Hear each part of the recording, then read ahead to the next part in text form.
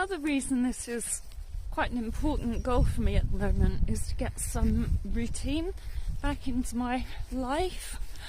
I've had bouts of depression every year since I was a teenager, really. So after the events of last year, unsurprisingly, I had quite a deep, horrible bout, which I'm kind of clawing my way out of at the moment, and things still feel a bit fragile.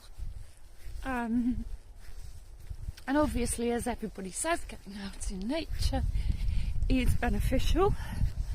When you're really depressed, it's also freaking hard to do.